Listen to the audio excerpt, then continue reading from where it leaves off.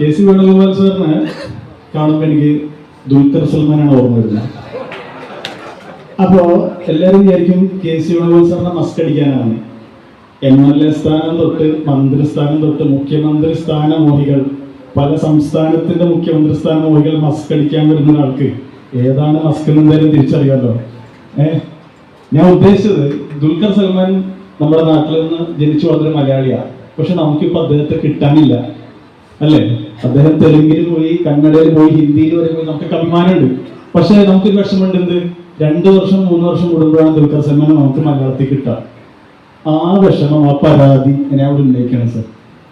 Sir Hameed പറഞ്ഞു ഇന്ദ്രപ്രസ്ഥത്തിൽ വാഴുന്നു ഒക്കെ നമുക്ക് ഭയങ്കര സന്തോഷമുള്ള ഒരു കാര്യമാണ്, വളരെ അഭിമാനമാണ് നമുക്ക്. പക്ഷെ ഇവിടെ കിട്ടുന്നില്ല എന്നുള്ളൊരു ചെറിയ വിഷമം ഞാൻ അവിടെ ബോധിപ്പിക്കുകയാണ്.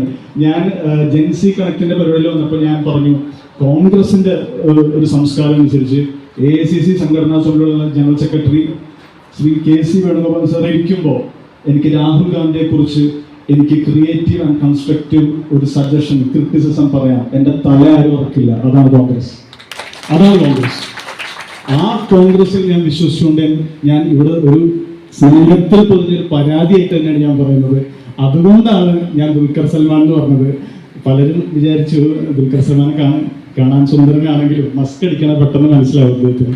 അതുകൊണ്ട് സാർ ഇനിയും ഇവിടെ ഉണ്ടാവണം, കേരളത്തിൽ ഉണ്ടാവണം എന്നൊരു വലിയ ഒരു ആഗ്രഹം ഞാൻ പറയുകയാണ്.